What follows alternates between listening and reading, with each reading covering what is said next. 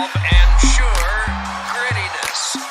It starts with an attitude. We need swagger, okay? Regardless of what happens out there. Doesn't matter. Keep your swagger.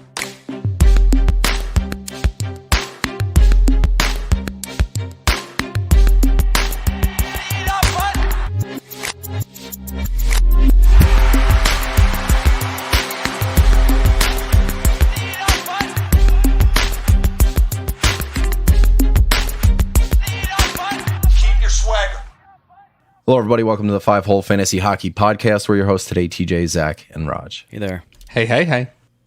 So today, we are starting something exciting. We're running it for the next 4 weeks. We're doing our divisional previews. We're going to take segments of 4 teams at a time. So today, we're going to start in the Central. We're going to talk Nashville, Winnipeg, St. Louis, and Dallas. Later on in the week, we're going to do Colorado, Arizona, Chicago, Minnesota. The next week will be the Metro, and then so on and so on. We're breaking them up into 2 episodes apiece. That way we can get a little more in depth without going 6 hours an episode. What we want to do today, like I said, we're doing fantasy team previews broken down by the division. As always, you guys can find us in the Fantasy Hockey Discord, whether you want to find the Monday mock link drops, or if you want to talk to us about the show today. Maybe we forgot somebody, maybe we didn't dive as deep as you would have liked, or maybe we said something that raised some questions. You can always hit us up there or on Twitter at FHF Hockey. There's been some trades, Jeff Petrie, John Marino, Ty Smith, that kind of thing. We're going to save that for their specific teams. And today, with talking about Dallas, we're still presented with the question of John Klingberg. So we don't really know what's going to go on there. So we're going to talk different scenarios. What happens if he does sign? What happens if he goes somewhere else? And we're hoping that he doesn't sign with Winnipeg, St. Louis, or Dallas, because, we're already talking about those teams. But we want to start in Nashville, who finished right smack dab in the middle of the league, 16th, 45-30-7. Then they were swept by Colorado, which I thought was kind of funny, just considering Duchesne wanted to get out of Colorado because he wanted to go to a winning team. You are so stupid. It's poetry. It writes itself. Rittich took the starts there because Saros was hurt. Do you think they would have stolen a game or two if Saros was healthy? Maybe one. Saros is pretty amazing, but Colorado is on a mission, man. Yeah, I think it would have been no question on who would have won the series, but I agree with you, Raj. I think that Saros, I think he could have gotten one. I think they would have lost 4-1, but I think Saros could have gotten one. He is incredibly good. He is good, and this is not a knock on Saros. I'm with you guys. Maybe they would have stole one, but it's just Colorado's so fucking good. Nashville, 13th in goals for the last few years. We've been just blasting the Predators' power play. This year, they had the 5th best power play, tied with Florida, if that tells you anything. The year prior, 23rd, 25th the year before that, and then they were last in 18-19. They haven't been a top half power play since 17-18. The year after, I think they went to the finals. Back, PK Subban was there. We're almost in Mike Fisher times, if you guys remember Mike Fisher. That's how far back we have to go for Nashville to have like a really strong power play, and they did it this year. Key additions of subtractions. They brought in Kevin Lankinen. David Rittich is now in Winnipeg. They got rid of Luke Kunin, who's just signed today in San Jose. The overview of Nashville. Raj, what do you think about Nashville right now? I know you have strong feelings one way or another for Ellie Tolvanin, but what's your overview of Nashville right now? I think it's pretty close to the same as this year. They had a great power play, but they had 5 players who got power play points, and that was it. They had one line, and part of that line was Matt Duchesne scoring 43 goals, which I just can't see that happening again. I don't know. Maybe I'm way off, but I don't see them getting any better, really, unfortunately. Unless, like you said, they do have our favorite young guns there, Tomasino and Tolvanin. If they start playing to the level we wanted them to, then that could add even more offense. I see them in about the same boat. Fair enough. Zach, I saw you pretty adamant for Philip Tomasino talk. What do you think of Nashville? Are they still a middle team going into next year? They kept Philip Forsberg, so that's great. What's your read on Nashville? You had to keep Philip Forsberg. He is your number 1 forward. Close one, yeah. Philip Forsberg also had a fantastic year last year. Like, he scored way more goals than he ever had. I believe 14 more goals than he ever had previously. But it's those 42 assists. You got to wonder if they're going to be there, because you have to ask yourself, do you trust Matt Duchene? Now, everybody knows I don't.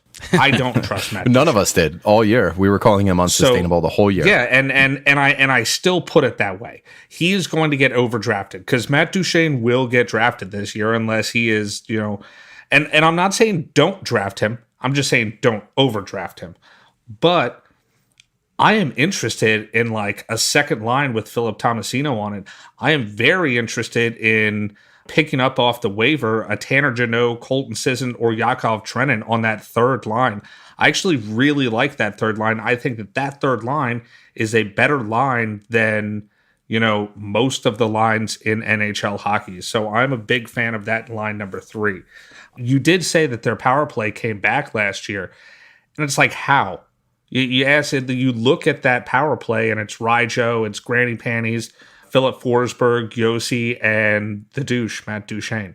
Like, how did this power play have the 5th best power play tied with a fantastically awesome team on offense as the Florida Panthers? It's hard to believe. I think that there could be some, really good waiver wire fodder here on this team, and I think that's what it's going to come down to. I mean, obviously your best player is going to be Roman Josi. He's a keeper in most leagues. Philip Forsberg. And after that, I don't know. I think it's open season. No, I'm really glad you brought that up about the power play. I actually reached out to Brooks Bratton, is no longer writing for Nashville. Adam Vignon left The Athletic for Nashville. So there's one beat writer in Nashville left. I reached out to him. I was like, hey, man, where did this power play come from? And he says, I'd say there's much more fluidity between the point and the flank, goal line, net front, with much less adherence to each player's assigned spots. So there's a lot of cycling going on. Not knowing where Forsberg, Duchene, or Yossi could end up during a cycle opened them up a lot more. It also, Granlund could pass out of a lot of different areas. Johansen was dangerous from all 3 levels, too. He likes the second unit. This is Max Hers that I reached out to. He says the second unit was also solid earlier in the season, but not much as the time went on. So that power play, he likes them for sustainability. I think, just looking under the hood, me leaning towards the sustainability metrics here, every single player on that top power play is redlining. Forsberg, his career average, 12.2 shooting percentage this year, 18.6. On-ice shooting percentage doubled for Forsberg. Very highly irregular range for him. 27 power play points. The Predators haven't had a 25-plus power play point scorer since PK Subban in 17-18. So we're going way back here. This year there were 4. Granlund, Duchene, Yossi, and Forsberg. Yossi had 37. Yeah, and Johansen had 24, so he was right there as well, right? It's interesting. He said he considered PP2 doing well, after that top line of all those 25, 30-point guys. The next highest was Tomasino with 9, and then there really wasn't much outside of that top PP, so I'm with you. It seems like a year of everyone overperforming. Well, like you said, the early half, Tomasino got 6 of his 9 power play points in the first half of the year. So I wonder if the second unit was just on a heater. 6 power play points from a second unit guy is kind of, that's pretty good for the first half. So we'll see what happens next year. There is that top 6 spot available with Luke Kunin out of the picture. It could be Tanner Jeannot. It could be our boy Philip Tomasino. There's a lot to like here. It's got to be Tomasino. I hope so. It's got to be. I really do. I mean, they still have Cody Glass in the pipeline, somebody they could bring up and, bolster their bottom 6. He's a center anyway. He is. We'll see what happens there. Ryan Johansen, man, shot 22%. That's double his career average. We all know Ryjo. He is a playmaker. His bread and butter is assists. Somehow, he just went on a heater. He shot 26% on the power play, too.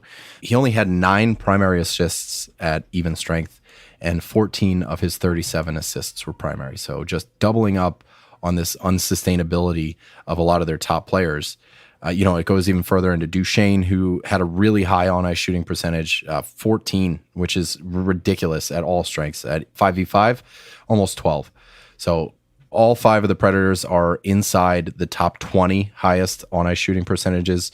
This is rare air. unsustainable era for these guys to be breathing. You're going to find Chris Kreider here, Rob Thomas, Ryan Strome, other guys that I have in my regression list this year. It's just tough. And with all of those forwards projecting to be negative regression candidates, that is bad for Yossi.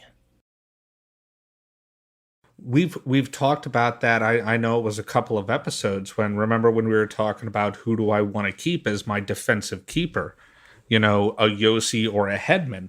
And you look at just the straight stats and you think to yourself, well, Yossi's the obvious answer, but that regression looks like it's going to be so real. And he's going to have, such an uphill battle to try to do what he did last year, and it all comes down to his teammates. And the fact that I love the term, they're all redlining, because it's true. They're all playing better than they've ever played before. And this isn't Ryan Johansen. Ryan Johansen's the guy that I've dropped at least once a year for the past 5 years. Not this year. You know who I do like if you're in a bangers league is Tanner Jeannot would be a great streamer. Dude had over 300 hits last year and 24 goals. Tanner Jeannot is a great streamer either way. 24 goals, 318 hits, 64 blocks even for a line 3 forward. I think he's like a value streamer. He's played almost 100 games. His career average as it stands right now is a 19% shooting percentage. I want to see more before I declare my faith in him as like a high efficiency shooter or anything like that. But it seems like everything says unsustainable at this point. But, this could be the guy. He could be that player. It's hard to say. He's 25. Those hits are what you're drafting for. That's why he's on your team. The goals are kind of just like a pleasant surprise. And if he is this dual threat, that's invaluable. The shots at 1.5 a game, man.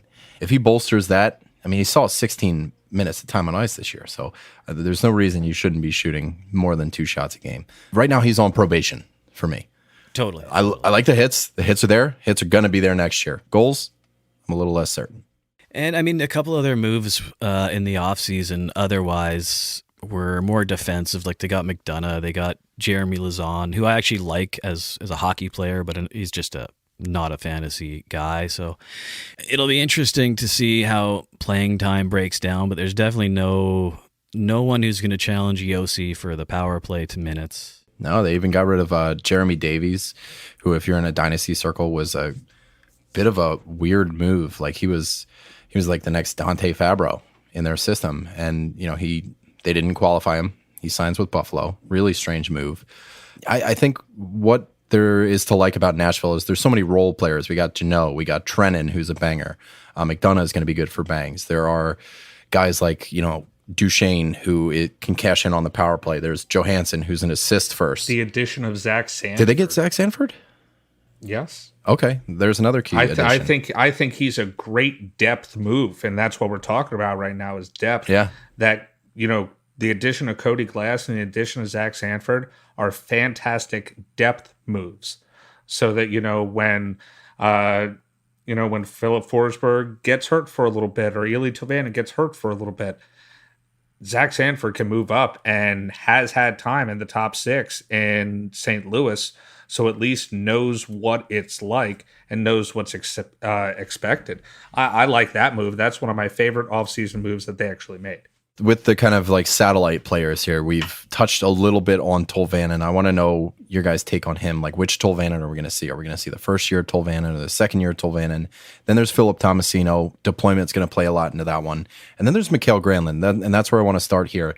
Zach, I remember you and I back in the old days, man. Mikael Granlund in Minnesota. That's what we wanted back in 2017-18. He was putting up like 70 points. Did we witness a return to his Minnesota ceiling days? Now, he didn't put up the 20 goals that he was in Minnesota, but he had 53 assists, which is nutsy. 28 power play points. And why did he have 53 assists? Because Philip Forsberg had 14 more goals than he's ever had in his entire life. And Matt Duchesne made a wish with it, found a friggin' genie bottle. Nashville has never had a 40-goal scorer. This year they had 2. So it's just hard to believe that that's going to happen. So you'd have to think that Granlund's going to take a step back too. you'd have to think that the more likely that, he's not actually a 30-point player or a 27-point player like we've seen the prior 2 years. But I think, take at least 10 points off of that 64, maybe somewhere in like the low 50s is where I'm putting him, because he's not going to be the shooting threat. Even if Duchesne does take a step back, him and Philip Forsberg are going to be the ones shooting, not Mikael Granlund. He's still going to be thriving on assists, so he's going to have to rely on those two players. And if they don't have the same shooting percentage this year, it's not going to happen. It was weird for him to step back in shots. I actually like Ellie Tolvanin better because I think that Ellie Tolvanin has a higher upside because he can do it himself. Mikael Granlund, I don't think can. Now, Granlund took a pretty hefty dip in shots on goal per game, despite seeing the best time on ice he's ever had. Only 1.5. Now, these 2 seasons in Minnesota where he really stuck out, he was over 2, close to 2.5, hit 2.5 in his career year. But I wonder if those assists evaporate, right? Because everybody, we're expecting them to come back down to earth. But his shots and his shooting percentage comes back. I wonder if it's a wash for him. He might land somewhere at 55 to 60. I know you said low 50s, but I think if those shots come back, there's no reason he can't get another 5 or 6 goals. I had 53 in my mind for some reason. The number 53 is what stuck out to me. His role obviously changed, right? Like, he definitely became a playmaker and obviously setting up Forsberg and Duchesne. So you never know, right? Like you said, it might wash out if people start to key more on Duchesne and Forsberg next year. Maybe they start passing around the horn a little bit more and he gets a few more goals, takes a few more shots. But I mean, yeah, he didn't take many shots at all. I'm just so curious about, like, if the lineup stays the same, if the lines stay the same. I'd assume they will. But you got guys like Tolvanin who just wants to shoot. You got Tomasino who's almost had as many shots as Granlund did in way less time on ice. So Tolvanin doesn't shoot enough. He has a great shot, but he doesn't shoot enough. He shot twice a game this year. Twice a game for the first time. Yeah, I think what Nashville is going to depend on in terms of like fantasy is where the rest of your league values them. Because if people are like, well, Duchesne's a 40-goal scorer, I am definitely not drafting him to be on par with Philip Forsberg. I mean, he had more points than Forsberg. Forsberg had less games, but I'm definitely personally not valuing Duchesne on par with Forsberg. So if your league goes strictly by the numbers from last year, I'd be leaving a lot of these players alone. Yeah, value is going to determine a lot of this. Now, on Ellie Tolvanin, you guys aren't going to like this, but I think, you look at his 2021 season where he did get top power play. He had 6 power play goals of his 11. He wound up with 22 points in 40 games for a 45-point pace. This year, he only had 1 power play goal, and that was from the second unit. So just without top power play, I don't think he hits 50, which is tough because we're huge Tolvanin fans, and it sucks. I like his shot. He has a pretty shot. He's got a laser. And I think Tomasino, there's a lot to like there. But if there's not room in the top 6, I'm worried. If he's a bottom 6 guy, it's just going to be another year of waiting. And if they lean on one power play as heavily as they did this year, that's tough luck for both of those guys. Like you were saying earlier on, it's kind of feast or famine between the 2 power play units. I mean, Yossi had 37, and what'd you say? Tomasino led the second unit with 9. So that's a very stark contrast there, and that just like paints a picture of what you want in Nashville. This top power player bust, which leads me into the defensemen outside of Yossi, like Matthias Ekholm, Dante Fabro. Is there any depth value here? For Ekholm, I mean, I think Ekholm is your number 2, or at least he's my number 2. I like him just because, I mean, he does have that number 2 power play, but really he's just steady as she goes, man. Like, he's always getting hits, he's always getting blocks. He's just a role player in general. He's your 4th best defenseman. He's the kind of guy that you can switch in and out. I think he has a role on a team to play. You know what I mean? And I even mean a fantasy role. I pick up Matthias Ekholm all the time, and I don't worry about it. He goes on hot streaks too. He's known to do that. So, yes. It wouldn't surprise me if he goes on like a 1-month streak next year. Oh, if Yossi goes down for a few games or something like that, he's definitely a good place to look. There's your guy. All right, boys, the goalies. UC Saros, I think all of us here are huge fans of UC Saros. They got rid of Riddick, and now they have Kevin Lankinen. Saros is going to pull volume. He saw the most games out of any goalie in the NHL last year, 67. Very strong high-danger save percentage. Nashville did an okay job of limiting close chances in terms of high-danger shots against, yada, yada. Saros saw the 5th fewest high-danger chances against. Only Boston, both their goalies, Olmark and Swayman, Talbot in Minnesota, and strangely enough, Grubauer in Seattle saw fewer high-danger shots against per game, which is really weird. I don't understand that one, but it's hard not to be confident in Saros next year. So I'd be surprised if you guys didn't agree with me there. I think the goal support might come down a little bit, but I think there's enough in the defense there to lead me to believe that Saros is going to have an equally great year. Evolving Hockey has them as the 7th best defensive team by the way of expected goals against. I have confidence in UC Saros. I think their defense is solid enough. Top 5 goalie to me. For sure. And like I said earlier, I think they got 2 more really good defensive defensemen in this offseason. So I have no worries about Saros whatsoever. And I mean, I guess Lankinen did spend some time as a starter, if you want to call it that. Yeah, but think about it, like Riddick did too. And I feel like we had the same conversation last year. Yeah, I think Saros will probably get at least 60 games, probably 65 again. And Floor. Yeah. Yeah, no, he's money. So fucking money. I mean, you know that I agree. I've been pulling for UC Saros since, before Pekka Rinne. You know what I mean? Yeah. Like, I've been calling for this for years, that he should have been the starter for a long time. And it's great because he's below 6 foot, and, people like to talk a lot of shit on smaller goalies, and Saros is kind of breaking that mold, which is great. In terms of their prospects, just to close out Nashville, they have Cody Glass. I'd expect to see him this year. Yaroslav Askarov, that's going to be, a couple years down the road. Zachary LaRue, he's somewhat of a banger, and I'm excited to see him. I think they did great this year landing Joakim Kamel. Fantastic draft pick. I'm excited. They bolstered their pipeline a lot to be excited about in Nashville, even with the kids coming up. Remember, I thought Kamel was going to go top 10. Yeah, and they got him, I think, at 16. He dropped. That was a great steal. Yeah, like 16 or 17. It was the latter half of the teens. I think they got guys like Fyodor Svechkov. Like there's players there. They have a pretty good pipe. All right, anything left in Nashville left unturned? I'm good. Winnipeg, baby. Jets. Jets. Oh, wrong sport. Sorry. Close enough, unfortunately. They finished 19th in the league, 39-32-11, 16th in goals for, smack dab in the middle of the league, 17th in terms of power play efficacy. There's so much drama surrounding the team right now. Paul Stastny said it might be the worst room he's ever been in. Paul Maurice quits out of nowhere. Barry Trotz would have been their key addition, but he decided to take time off. Mark Scheifele stating he wants to know what direction the team is going. PLD has said he already plans to go to free agency after I think it was in the summer of 24 is when he hits free agency, and he's already coming out and saying that, I'm not staying, which is wild. He went to the draft in Montreal expecting to be traded that day, which wild. Like Stastny said, it's just there's something about the vibe there that it's just a mess. I've heard that it's cliquey, that, there's not really a team atmosphere inside the room, which is weird.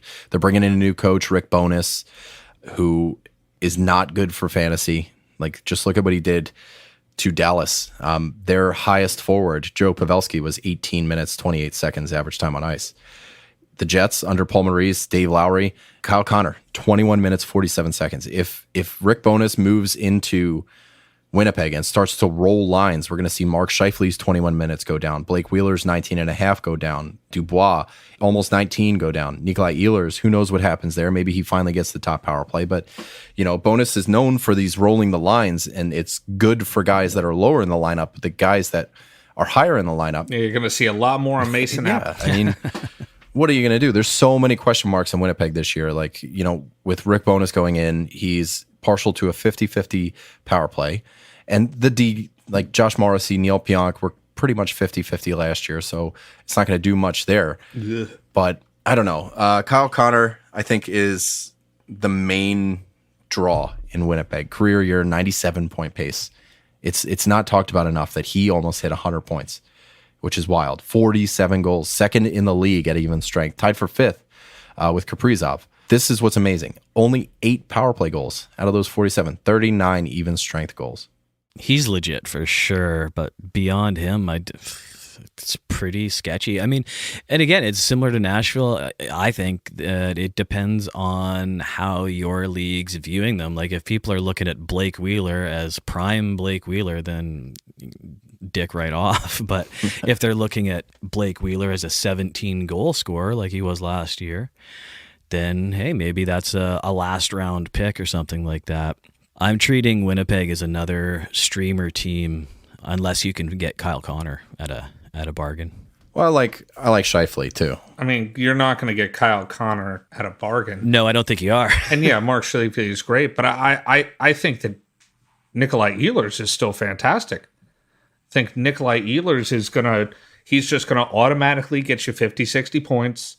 You know what I mean? He's going to get you at least 20 goals. He's going to get you assists because he's still on like a top 6 line. So, I mean, I actually love Nikolai Eelers on top of the fact that last year he had 0.88 points per game, which is his highest through his career. And he did it, with just solid play. He got a little bit of bump in time. He got a little over a minute more on time on ice. And we'll see what that happens with Rick Bowness. But I like Eelers a lot here. Here's a stat that's going to blow your mind. I've been the Eelers fanboy for a while now, and it kind of bit me in the ass last year. Nikolai Eelers has 101 points in his last 109 games. That's a 76-point pace, and that's from the second power play. We've all heard that he quote unquote likes the second power play. The source on that is a I don't want to lead the jury here, but it's an obscure quote from Paul Maurice that says he loves that unit and doesn't necessarily want to come off it. Which, if you're a team player, you're going to say, yeah, I like the second unit. Like, I like this, whatever, fine. But he got more power play time on ice this year than ever before and still came in at a 73-point pace. And you got a new coach come in. Maybe he's going to be, quote unquote, forced onto the top power play unit. Mm-hmm. I'll say it again. 101 points in his last 109 games. 76-point pace from the second power play unit. If anybody thinks that he can't hit point per game with a top power play role, you're wrong. You're wrong. Only other thing I would throw into that is Nate Schmidt had 12 points on the second power play unit and the Jets. So he had more power play points. But no, I like Eelers as well. And I think he is one guy that in drafts, he does tend to get forgotten about. Mm-hmm. I actually had that written down here in my notes. He's forgettable. He's just a guy that, you'll look and it'll be like, in double-digit rounds and you're like, shit. Nikolai Eelers is here. Yeah. Put it at the top of your queue, and usually somebody snags him right before I get to pick him. But he's always like one of those late round guys that like people just forget about. Do you know what else I'm actually really interested in? DFO has the first line as Kyle Connor, Pierre-Luc Dubois, and Cole Perfetti right now. That would be wildly interesting to a person like me who likes him some Cole Perfetti. Not to leave off Eelers just yet, I want to add one more thing. He had a record high shot volume, which was identical to Kyle Connor's. 4 shots a game this year. 4 shots a game. Ridiculous. Mark Scheifele, should we go there? I think there was a little bit of worry early in the season. Like a lot of us were like, where the hell is Mark Scheifele? Because we've always said that he is the most consistent and the most projectable guy in the league. And this year, it wound up no different. Like the last 6 years, his point paces, 86, 92, 84, 84, 82, 85. His shot rates last 6 years, 2.4, 2.3, 2.4, 2.4, 2.1, 2.0. Shooting percentage, 18, 17, 17, 19, 18, 20. Time on ice is always above 20 minutes. He had a really rough 16 games. 17 games in, he took off. He turned the Jets on, if you will. Not funny! 62 points in his final 51 games. He missed the last 9 games of the season, probably would have done even better. Yeah, I mean, if there's a guy that you can count on, we thought we were wrong last year, and it turned out to be exactly right again. Like, right on pace after. Like, oh, he's fine. He's going to blow it. Look at the start he's had. And then, right back to just over point per game. Yep. He's easy to project. Well, if you guys want to go to Wheeler, like, it's so easy to break him down. He's a 75-point player. You remember OEL for a long time? We were like, oh my God, he hit 55 points. He's going to do it again. When's it going to happen? This, false flag. Those years, he had like 35 and 40 power play points in his 90-point seasons. And he settled back into his 75. You look on either side of those 90-point seasons, it's 75. And that's the player he is. The outlier is those good seasons. So I think if you go into a draft expecting Blake Wheeler to be 75, you'll return value because he does offer you more than just points. He's hitting. He's taking a bunch of faceoffs if you're into that kind of shit.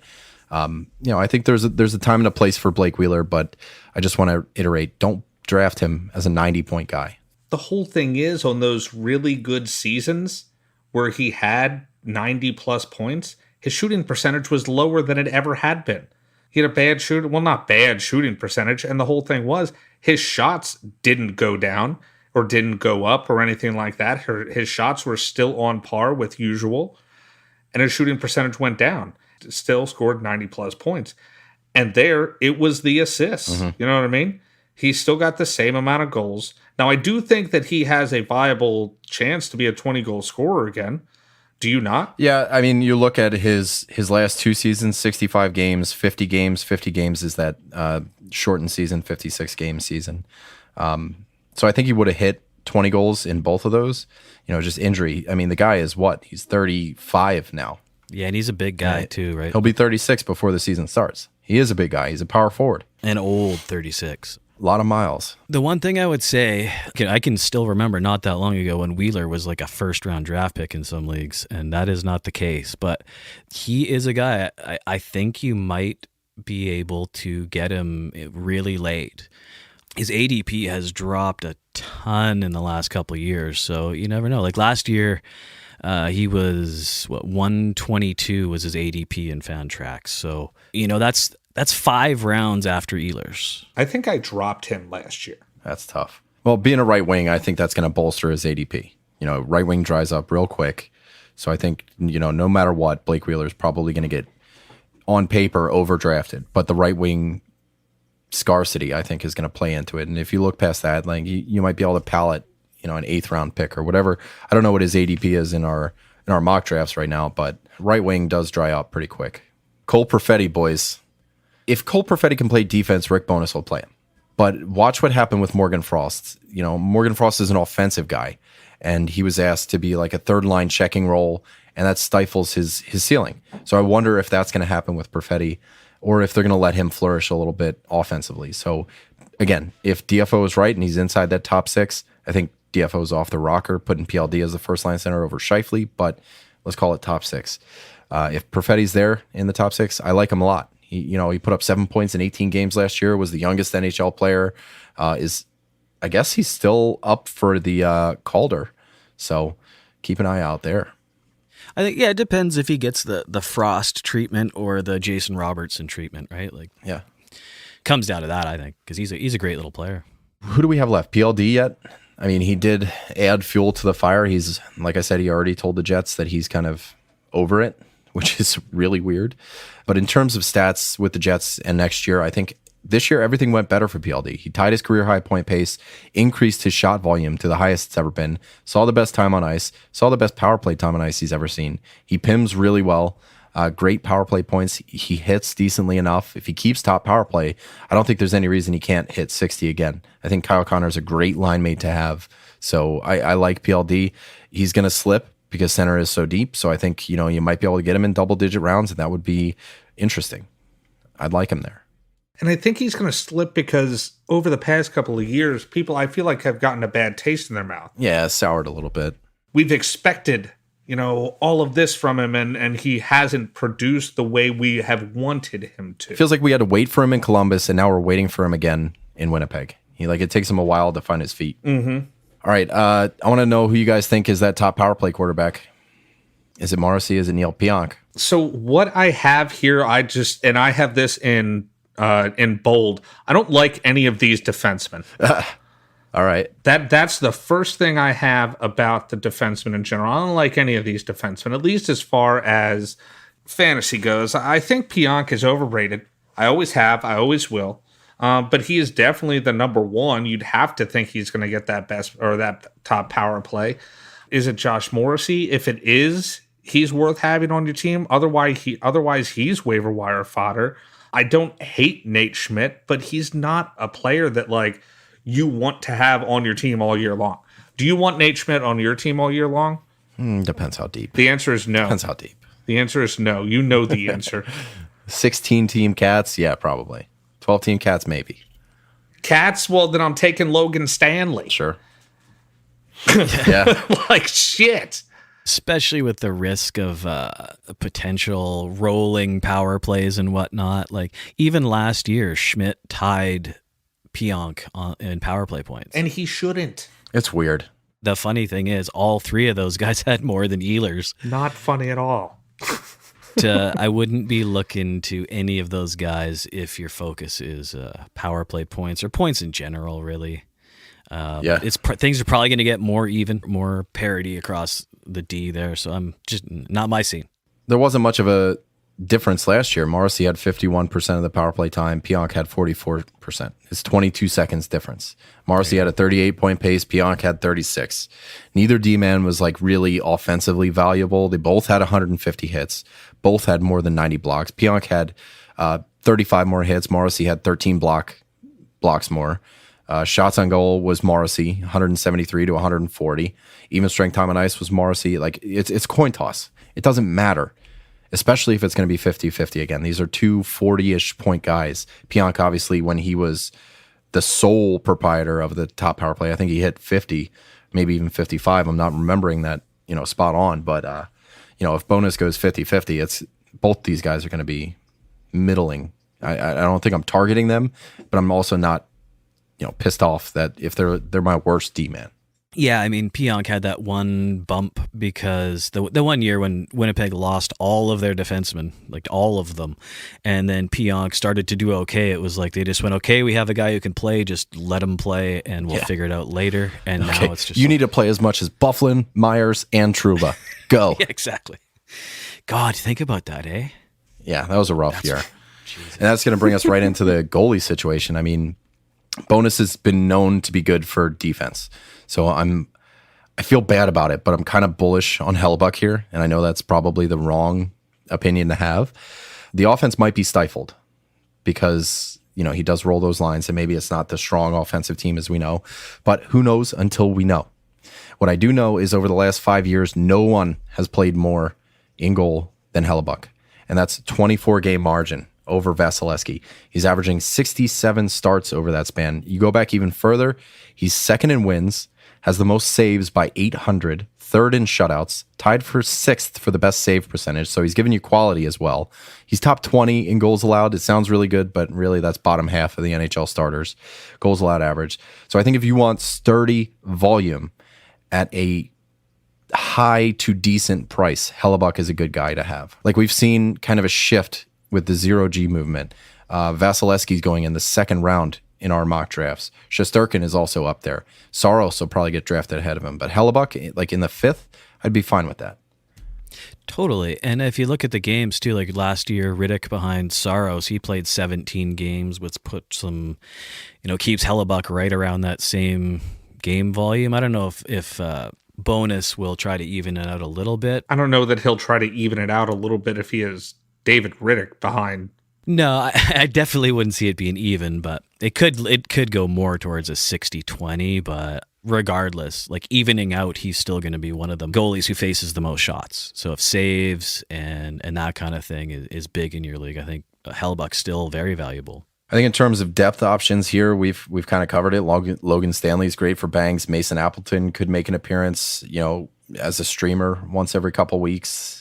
We're waiting on Christian Vesalainen. I don't think that boat's ever going to hit sail, but we're talking to get another team of feast or famine here. If you're not in the top six, you're not fantasy relevant. If you're not on the power play, you're not fantasy relevant. Mm-hmm. So it's tough. But, Winnipeg is what it is. They've got some good prospects in the system. They drafted really well this year. They got Brad Lambert really late. They got Rucker McGroarty. They have Chaz Lucius. They have guys like Ville Heinola. I think they still have him. I'm going to have to double check that unless they fuck something up. But, man, that's Winnipeg. St. Louis up next, man. A lot to talk about on this one. There is a bunch of rosterable names in here. There's no big names. Like I know Vladimir Tarasenko had a point per game season, but It is what it is. They're very evenly distributed. They're like Montreal on steroids. Everybody, instead of Montreal, everybody's a 40 or 50 point guy. In St. Louis, everybody's a 60, 70, 80 point guy. All right. They finished 9th in the league, 49, 22, and 11, third in goals for per game. They had the second best power play. That's with an asterisk. David Perron led the team in power play goals and power play points, and he's gone. So watch out for the power play next year. You're replacing that with Buchnevich. Sure. And I'm not saying like it's a... Buchnevich is fucking awesome. He is. But Perron just had a great year on the power play. Absolutely great year. They lost Perron. They brought in Noel Shari, who's my favorite fourth-line center in the league. They lost Ville Husso. Now they have Joel Hofer as their backup. I think when we get to goalies, we're going to be talking about Binnington pulling volume once again. Let's get into these main fantasy targets. Robert Thomas, right off the bat. What a breakout. That breakout got him paid. Yeah, sure did. Big time. What do you get, $8 million? Christ. 8 by 8, I think. Yeah. Yeah, 8 years. That's tough, man. That's tough. He did it, though. He did it. And he's really good, but just wait for the regression because he just got paid. True. I mean, that was a contract year that's going to play into it. He was part of everything. He had a 70% IPP, 21 secondary assists, which is only 37%, so that's a pretty good rate. He's a points-only type of player. There's no hits there. There's no shots. No. There's no blocks. No. He only had 14 power play points. He is points only. There are a few signs of regression that I don't like. 13% on ice shooting. That range has been historically closer to 10 or 11 for him. He spent a lot of his time with Buchnevich and Tarasenko. They collectively had a 16% on ice shooting percentage. That's going to fall big time. He's also going to spend a lot of time with both of those players this year, too. Yeah. But like we were talking about in Nashville, I think collectively they all regress down. And it means, instead of a rising tide, it's a waning tide, I guess you would call it. That may be true, and I'll give you that. But I still think that Pavel Buchnevich, Robert Thomas, and Vladimir Tarasenko are a better line than Forsberg, Granlund, and Duchesne. I think they are a better line. I just do. You could be right. I just do. I trust them more. Now, do I think that there is going to be a little bit of regression or a chance for it? Absolutely. But do I also think that Robert Thomas could score in the 70-point range again or even 80 points? Yes, I do. I think that Pavel Buchnevich is a 70-point player. Yes, I do.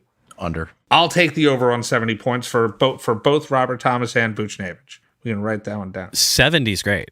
I'll take the under on point per game. 70, I said 70-point player. Yeah. I said they could still be 70-point players. I mean, I think there could be a little bit a chance at regression, but like if they're getting to the 70s, I like it. Yeah, I'm with you guys. That sounds comfy.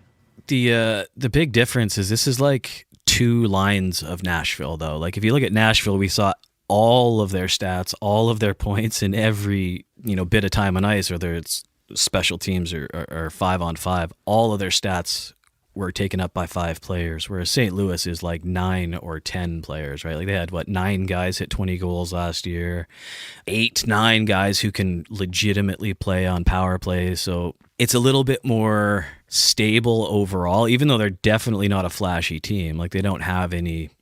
Tarasenko, I guess, is a little flashy, but really they are a team. Sturdy. It's really well built. They're just a team worth of hard workers. Yeah, with Nashville, it's like if you don't get that top power play, you are nothing. Whereas in St. Louis, if you get dropped down to the second PP, it's still actually fine. Yeah. I like Thomas to hit around the 70-point range, and I like the less risk if players get moved around compared to, the other two teams we've talked about for sure. So. Yeah, a lot less feast or famine here. Where I think that Perron problem is really going to rear its ugly head is on that second line, obviously. Because now you have Brandon Saad, Ryan O'Reilly, and Jordan Carew. And Jordan Carew had that massive breakout last year. You know what's scary is we talked about it in the Toolbox episode. I like him as sustainable.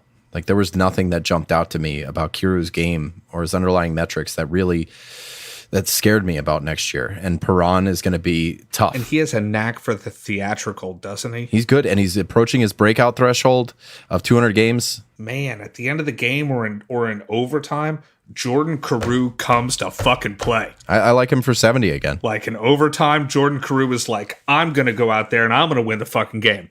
I ain't going to try to, let's try to win, but I'm going to score this goal. And he does it.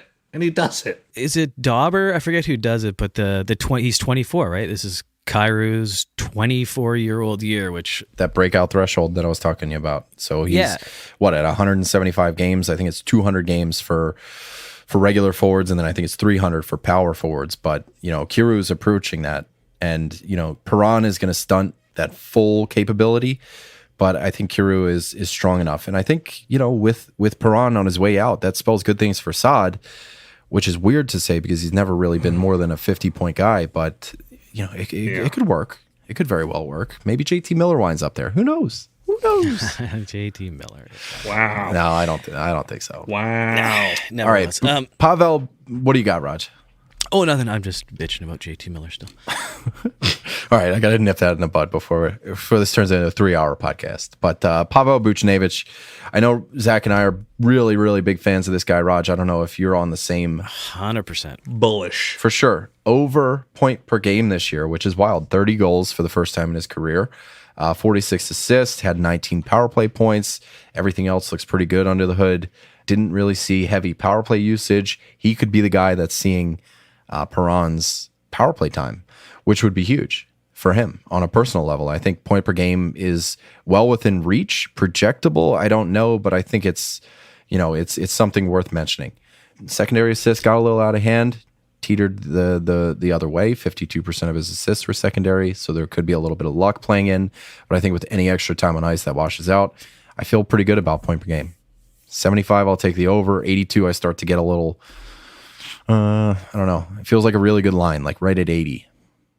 Well, and he was second on the team in power play points, actually, excluding Perron, but he was right there with Tarasenko, and Buchnevich plays a bit shorthanded. He had a couple shorthanded goals as well, so he gets some decent minutes. I'm definitely into Buchnevich, and he's probably going to have a left wing, right wing availability all year because they do shift that top six around a bit. And yeah, I like him a lot. And you want to talk about another under the radar player, Pavel Buchnevich. I don't think that he's going to go super high in your league. Chances are he won't. He is just an under the radar sort of guy, and he is going to produce. He is. He's no stranger to hits. I mean, he's not doing it like a hit a game, but he's got close to 60 hits in a full season. So he's not doing nothing, but he's not going to carry your team. Next up, I got Vladimir Tarasenko. He does hit over a hit a game, which is rad. 34 goals this year, 230 shots, over 3 shots a game. Just a real renaissance year for him. It's a career year by way of points per game. 90-point pace for Vladimir Tarasenko, which is weird because he had that, the trade request that he has yet to rescind. So that's still out there. We'll see what happens there. He could still be playing kind of angry or spiteful or whatever kind of direction he's going in right now. I like it, and I want to see more of it. 90-point pace. That's tough. It's weird. I want to set the line at 75. I think that's a pretty comfortable line to set. What do you think? Over or under? He feels like a 75-point player, doesn't he? He doesn't feel like a 90-point player. Everyone on St. Louis feels like a 75-point player to me. I think that's where he's going to be. He's always got the added bonuses. He's going to score the most goals on that team and get a good amount of hits, so he's got a little more value than a couple of the other guys.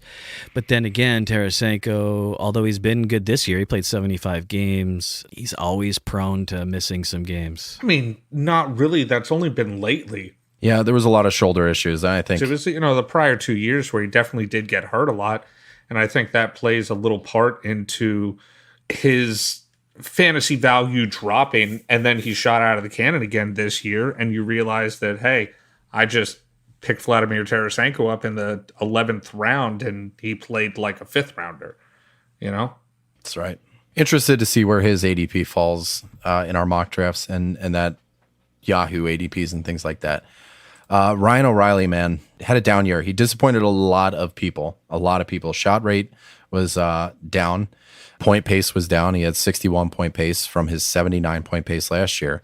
Shows up in the playoffs, man. And that's the thing, too, is the recency bias is always there. He goes bonkers in the playoffs, and then, you're going to get 70, 60 points and whatever. If you're in a faceoff league, he's a must-have. If you're in points or cats or something like that, like there's no hits to be had there. There are barely any blocks. If you're in faceoffs, then it starts to make sense. But I don't know. What are you guys taking? So he scored 61 points last year. I want to know if you guys like the over or the under on that and why. I think 60 points with nothing else to offer is kind of what I think about O'Reilly. Like face-off leagues, sure, he's going to take a ton of those.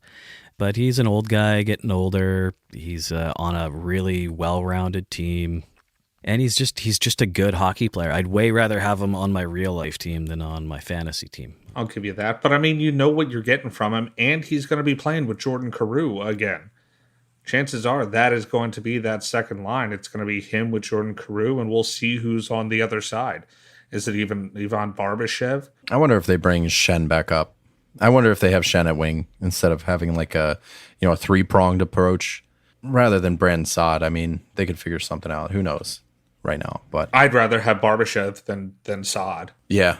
I had outside players here, and Barbashev was the only guy I had as kind of like a streamer level. Mm-hmm. He was what? He was tri-eligible last year. He was semi-relevant, good enough to hold for a week or two, and he puts his name in the ring every once in a while. I'm not even saying you're actually drafting Barbashev at all, but I mean, he's a guy that I'm always going to look at, keep an eye on how he's doing and try to strike while the iron's hot. I really like Braden Schenn in fantasy. I love him. He does it all. 58 points in 62 games. So he was, relatively close to point per game, but also 2 hits a game, plenty of special teams points. So was the ADP last year, 135. So many under radar players here. Yeah. St. Louis is great for that. Except for on defense. They're rightly rated. They're not overrated or underrated. They're rightly rated on defense. They're just blah. Yeah, that's where I was actually headed.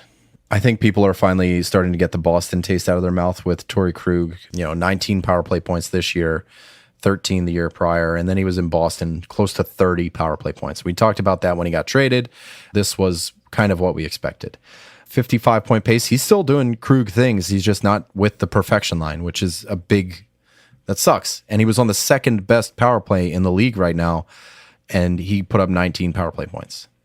So I wonder if that's your ceiling for Tory Krug. And it doesn't help that he doesn't hit or block. Exactly. And he did he was definitely the leading D on the team. So it's not like there's anywhere else for him to go. And they have Falk who can step up and get some PP time as well, right? Yeah, he pops his head up from time to time. What I like about Falk that Krug doesn't do is he fills categories even when he's not doing power play stuff. Like hits are great, blocks are great, shots are decent. He put up 47 points for a 51-point pace from Power Play 2 this year.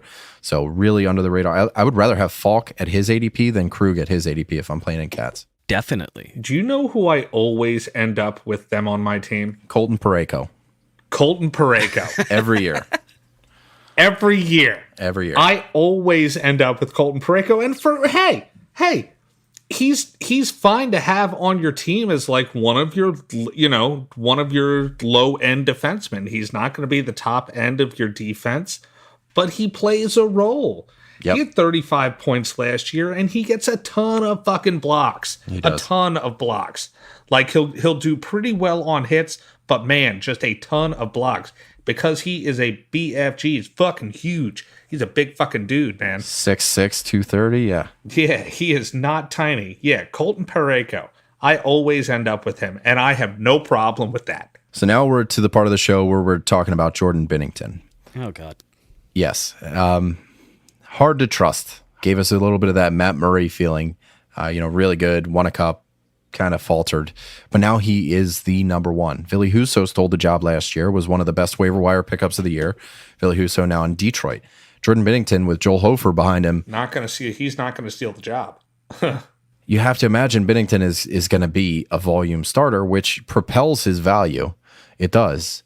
But I just wonder how reliable he's going to be in the quality stat department. Quantity is going to be there. Not worried about that. Yeah, man. I mean, he won under 50% of his games last year, and he was on St. Louis. So I'm in on it, and I'll tell you why. Because I am all about, and you know this, draft value. Last year, his draft value was he would have gotten drafted higher. People were disappointed. What's going to happen this year? That ADP is going to drop. You are going to get him at a more comfortable round where it's not as much of a risk, and if he hits, then you hit on, a 7th or 8th round pick, where a couple of years ago, he was going in, the 3rd or 4th round. You're probably not going to have to pay that price now. Binnington's ADP last year was 11th round. Awesome. Yeah, you could probably get him around the same He's area. going to be worth more than, I guarantee he's going to be worth more than 11th round pick. Jordan Binnington to me is the quintessential, you're drafting for the team goalie. You're getting volume out of him, but you're drafting for the Blues. You're not drafting for Jordan Binnington. Their defense by way of expected goals against was bottom quarter. In fact, they were 24th in the league, right there with the Ducks and the Islanders in terms of defense. So that's tough. That sucks. They did get Nick Leddy, so it might go up. I would consider Binnington if wins are a big part of your league. Because he's going to get wins and he's going to get a lot of games, but yeah, his quality starts, quality of percentage stats and things like that might be definitely questionable. I think points leagues, it's great. Points leagues, volume is king. I think in cats leagues, like if you have 3 cats, they're goalie cats, only one is wins, and then you have goals against and save percentage or something like that, where quality might, I might fade Jordan Binnington a little bit. I'm not going to be super worried if he's, my second goalie, which is, I think, where he might fit in. Like if you draft early, if you're going 0G and get Binnington in this 12th round, 13th round, whatever, even 10th, I think I'd be okay with it, but I'd feel a little iffy with him as my number 1. But I do think we get 60 starts out of him, and that's how you get top tier goalie is volume. Like we talked about it in our one of our earlier episodes. All 10 of the top 10 goalies had 53 or more starts. I think it was like 30 wins. So you're drafting for wins, and I think Binnington's a perfect place for that. Their prospect pipeline, we saw a little bit of Scott Perunovich. Tory Krug was out for a little bit in the playoffs. Perunovich was seeing some top power play time. I think maybe there's a shift happening there. Maybe they get Falk off the power play altogether and they bring Perunovich in. That could happen. They might double up on D. Who knows? They got Jake Neighbors, Zach Bolduc. There's some good prospects there. I think they got Jimmy Snuggerud this year. So St. Louis is doing okay. Who did not go to Pittsburgh? I thought for sure he would. I think they picked Owen Pickering or something, like a defensive. I don't know. Fucking Ron Hextall, ladies and gentlemen. All right, to close out part 1 of the Central Divisional preview is Dallas. Yeah. Finished 15th, 46, 30, and 6. They were 11th in terms of power play. They were 21st in goals for. Key additions, Peter DeBoer, new head coach. John Klingberg situation still remains unfinished. They added Mason Marshman. Great ad. I love this ad. That's cool. Braden Holtby is gone. The main fantasy targets here, I mean, we know that top line, boys, like Jason Robertson, Rupi Hintz, Joe Pavelski. Joe Pavelski led the team in points. Jason Robertson led the team in goals. Rupi Hintz is Rupi Hintz. Great category coverage guy. Zach, tell me about how much you love Dallas. So you said about Joe Pavelski and Jason Robertson, those are going to be your top 2. But I love the fact that Hintz had 72 points in 80 games last year. Pretty much what we've been waiting for to see from Rupi Hintz. Or I guarantee what you have definitely been waiting to see from Rupi Hintz. But the whole question is, did the emergence of Jason Robertson kind of spur that? Is Jason Robertson the reason for that Rupi Hintz breakout? Well, all right. Before we get too far away, I actually did a little bit of research that's going to be great for this. I think it's going to ease your worries. In terms of high danger chances for, Joe Pavelski, 17th in the league. Hintz, 39th. Jason Robertson, 46th. All 3 of these guys are top 50 in the leagues in terms of getting to the dangerous areas. So I think all 3 of them working together is fantastic. Like, I got into it. I was looking at their unsustainable stats, like, oh yeah, it's going to be the on-ice shooting percentage. But then I started digging, like all of these guys get to the dirty areas, the high danger zones, which you have to give a little bit of leeway to the shooting percentage. Like guys like Chris Kreider, who live in front of the net. Guys like Joe Pavelski, who make a living off tip-ins and being in front of the net.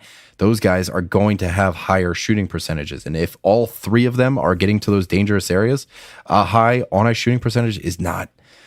I'm not worried. And your question was about like Rupi Hintz. Is he a passenger here? All 3 of these guys are driving play. It's amazing. It's amazing. This is a great line. So they're all driving and they're all passengers. It's fantastic. It's like a human centipede. Oh, gross. Oh, Jesus.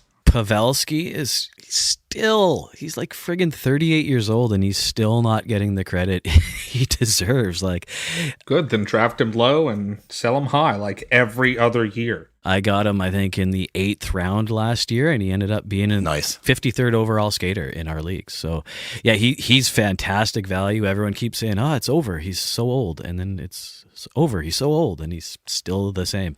Robertson, fuck, man. They're all so good. Since about 2 months into his career, he's been fantastic. The one thing I'm actually really, really excited about is Sagan with Marchment. If they do that, man, like Marchment outscored Jamie Benn last year. That's what I put down too. You want a Mason Marchment hype piece right now? Dude, 18 goals, 29 assists. Jamie Benn had 18 goals, 28 assists. And Marchment played 30 less games. I'm down. All right. I'm going to get you guys fucking stoked for Mason Marchment right now. He is good. I already am. I'm going to get you more stoked. He is great at creating chances and dangerous ones too. 71-point pace in Florida. And yeah, you're going to say, okay, well, they are the most potent offense in recent history. He only had 14 minutes time on ice, and he put up a 71-point pace. The sustainability metrics are not good. He had a high IPP, very high on-ice shooting percentage, high secondary assist rate for a forward, high 5-on-5 shooting percentage. Here are the good metrics. 59th in scoring chances, 65th in shots on goal, 11th in expected goals for, 28th in high danger chances, 71st in rush attempts, 36th in rebounds, 6th in penalties drawn. He pims, he hits, his shots are good. I think he's going to get more time on ice than 14 minutes, and he's going to hit 2.5 shots a game. Easy. Mason Marchment is going to be, he's got to be on like my breakout list somewhere, man. Like if he's in the top 6, if he's with Gurianov and Sagan, I'm a huge fan of this signing. He is going to be very dangerous. Absolutely. And the thing is, like with IPP, I think there's 2 ways to read IPP, because like if you're a bad player on a good line, you're going to have a high IPP and you don't deserve it. But if you're a good player on a shitty line, like Marchment was playing few minutes, it wasn't a bad line, but... And it wasn't even a shitty line. No, it wasn't a bad line. But the thing is, if you have a high IPP, that means you're involved in all the points, right? 2 ways to read that. If you see a high IPP and a high secondary assist rate, that's the red flag for me. Exactly. If you have a high IPP, somebody like Roman Josi, where everything moves through him, then I give you a little leeway. And he's a defenseman, so those secondary assists are going to come. But you pair those 2 things together and you get a little bit worried. Otherwise, yes, you are the straw that stirs the drink there. And Marchment could be that guy. Sagan's coming off his hip injury. He's going to be revived. Gurianov, like he's kind of a 20-40-point player. And I think he could excel too if that line really takes off. Marchment, such a great ad for this team. I'm fully stoked here. Torqued, bricked up. Well, you know what he is? He's a Jamie Benn that still works. Yeah. Right? Like he's not a super young guy, but he's a big dude. You're trading in for the newer model. Exactly. I mean, hopefully Ben gets shoved down to the 3rd line where he belongs. I got a rager just sitting over here listening to the last 3 minutes of what we've been talking about. All right. Rager.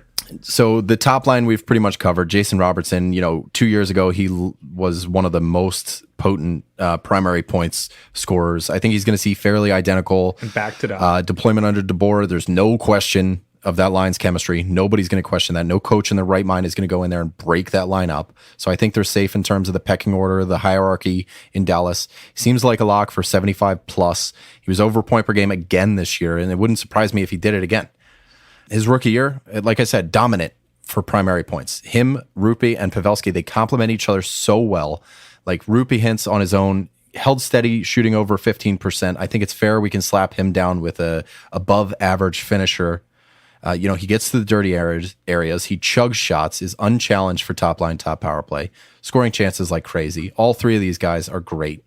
Tyler Sagan, we talked about this. Raj, you and I have been going back and forth. After this hip surgery, he should come back to somewhat of what he used to be. Yeah, I mean, he's down to 218 shots last year, so if he brings that back up to his 300-ish, I mean, he was at 50-point pace, which if he can get that back up, maybe Marchment can excite him. I don't know, I wouldn't feel like playing if I look over and there's Jamie Benn that I'm waiting to skate up the ice still. So granted, he's had a year to sort of get his hip back going. He was definitely not the focus of the team this year, and for very good reason. They had a line that could take care of it. So I think Sagan's going to probably end up back in the hopefully 70. Definitely going to be better than a 50-point player this year. I think he'll be around 70, yeah. As the year went on, he did get better. And, the concerning part for me, like his best seasons, he was shooting 4 times a game. And like now he's around 2.5. He lost a lot of time on ice. Like he was 20 minutes in his best seasons. Now he's around like 17.5. I mean, you're not getting those shots back with that time on ice. It's just not going to happen. So I don't think there's going to be, we're going to have to watch to see how DeBoer deploys him. I think he is a top power play kind of guy. You look at guys like Jonathan Marchessault under DeBoer, second liner, right around 1730. So right around that same area. Sagan just got engaged. So I'm sorry, ladies. I'm sorry, Zach. But I think, that could play into him a little bit. Tyler Sagan's a good-looking dude. He's a very good-looking dude. He's no Roman Yossi, but he's a good-looking dude. Yeah, I don't know. I like him for 65-ish, maybe 70. The biggest question mark in Dallas, Miro Heiskanen. Is Klingberg back or not? If Klingberg is gone, no. Heiskanen's going to have sole ownership of the top unit. And then you're going to have a less enticing power play 2 option in Ryan Suter. So maybe like with that and second power play just not being as potent. Oh, I forgot Alex Radulov. Didn't he sign in the KHL? So there's another subtraction. But anyway. Deuces. I'll see you later. Yeah. So, maybe the power play share moves because that second power play isn't as good. But, we've seen flashes of Heiskanen's dominance. Remember the playoffs a couple years back? He just hasn't been able to translate it to the regular season. He was top power play in 2021, and he topped out at a 40-point pace. So I'm not ready to project him for like a 50-point guy if he gets top power play because he's already had it, and he didn't do it. It's hard to guarantee or project him. But that wasn't with a team led by Jason Robertson. Yes, that's a great point. Great point. Yeah, and I think 50 points is possible. It's very possible. Like their whole dynamic has changed over the past, I would say, 2 to 3 years. With the advent of Jason Robertson, it gives this team a completely different dynamic. And Miro Heiskanen getting that top power play would be huge. I do not see John Klingberg coming back. I do. He has said he doesn't want to be there. And he is now an unrestricted free agent, so he can go wherever he chooses. I don't think that is going to be Dallas. But Miro Heiskanen is going to be the substantive power play 1 quarterback. That power play last year was just outside the top 10. They were number 11, I believe. I think this is going to spell good things for Miro Heiskanen, and he is another one of those players. We keep on bringing up these players that are, go under the radar. How many times in the past, year or two have you just kind of caught yourself and been like, wow, Miro Heiskanen is still available? Boom, I got it. I have to take him right now. I have 3 teams that I'd like to see Klingberg go to. Dallas is not one of them. But I think they started rehashing contract discussions after Carolina got Brent Burns. Dallas was heavy in for Brent Burns. When they didn't get him, they turned back to John Klingberg. 3 teams I'd really love to see get John Klingberg. Calgary Flames. Rasmus Anderson can kick rocks. I think Klingberg would be great. The Winnipeg Jets. They have some money. They have, $14 million to play with. I think that'd be a great ad. And the Anaheim Ducks. They got to get to the cap floor. So I think that, if John Klingberg just wants to get money, he's going to Anaheim. The cap floor. They do. They're $9 million under. That's crazy. A little bit more enticing all around than going to Winnipeg as well. Just at least you're in the sun, but he would actually fit really well in Winnipeg just for what the team needs and stuff. But I don't see him wanting to go there. Dallas has been great with drafting. We're going to get to the prospects here, but Jake Ottinger. We have to talk about Jake Ottinger finally getting the reins for an entire season. I'm worried a little bit with Pete DeBoer. Vegas, their defense was brutal. But I think there's enough inherent defense baked into Dallas that he won't be able to fuck it up. They were 11th best in the league by Evolving Hockey's expected goals against metric.